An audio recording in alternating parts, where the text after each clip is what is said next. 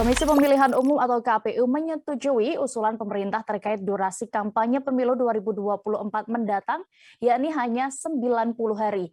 Hal ini dikatakan Ketua KPU Hasyim Asy'ari seusai bertemu dengan Presiden Joko Widodo pada Senin 30 Mei 2022 kemarin. Durasi masa kampanye ini lebih pendek dari wacana KPU sebelumnya, yaitu 120 hari. Pertimbangan pihaknya menyetujui durasi masa kampanye pemilu 2024 mendatang selama 90 hari adalah tidak terjadinya pembelahan sosial atau politik yang berkepanjangan.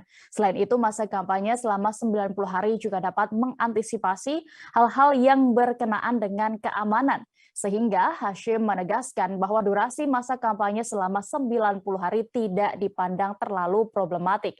Ketua KPU RI Hasyim Asy'ari mengatakan durasi masa kampanye 90 hari itu bukan hal baru. KPU maupun DPR dan pemerintah dalam pelaksanaan pemilu sebelumnya juga mengusulkan durasi yang sama.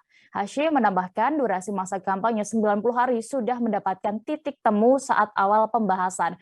Namun seiring waktu berjalan muncul usulan lainnya, misalnya 75 hari.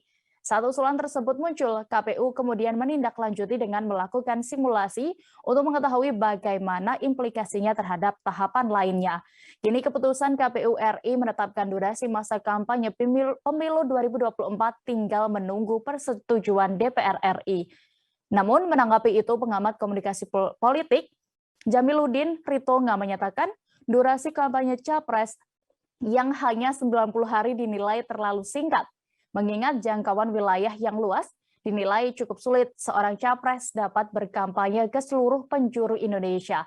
Terlebih menurutnya, kebiasaan masyarakat Indonesia adalah merasa kenal dengan pemimpinnya jika bertemu langsung. Dengan kurun waktu tersebut dikhawatirkan akan menyulitkan capres untuk dikenal bila tidak menemui masyarakat. Jangan lupa subscribe, share, komen, dan like ya!